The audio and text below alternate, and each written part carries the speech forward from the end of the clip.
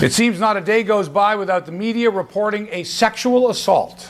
A 58-year-old male college football coach is seen anally raping a 10-year-old boy in the shower, and the main witness describes it as sexual activity.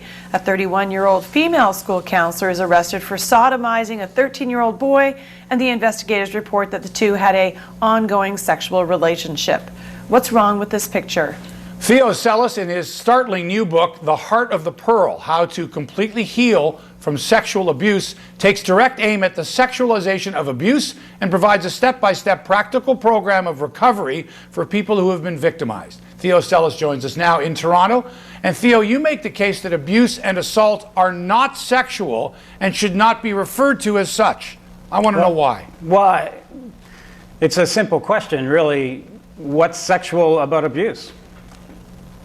It's that simple, the way you respond to that? There isn't. That's the whole point, is that it's important to separate sexual and sexuality from abuse, because what that does is it creates harm for the person who's actually being victimized. A lot of the people that I work with really struggle with the whole issue of what's called sexual abuse, because they actually feel shame and guilt and embarrassment as if they'd somehow taken part, as been participants in something sexual. And there's a huge difference between having a sexual relationship and being victimized and being abused, and it's really important to separate those two, especially from the people who are being hurt.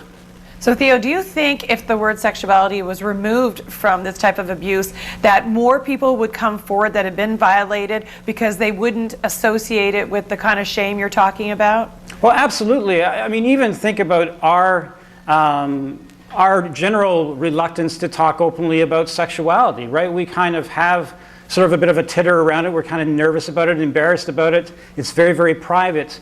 And so that in itself contributes to our unwillingness to then say, oh, and I was also abused, and it was sexual abuse. And so if we remove the sexuality from it and make it really clear, look, you know, you didn't engage in anything, you didn't participate in anything sexual, that this was done to you.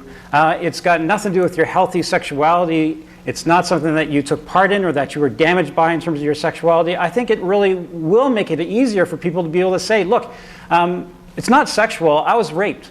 I was molested. I was violated.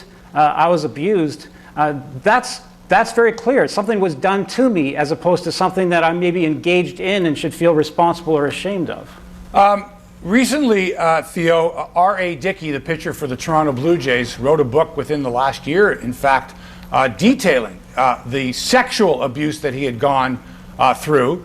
And I'm wondering, had he framed it and said, I was abused as a child many times, if it would have sold as many books, we would have been as interested in him.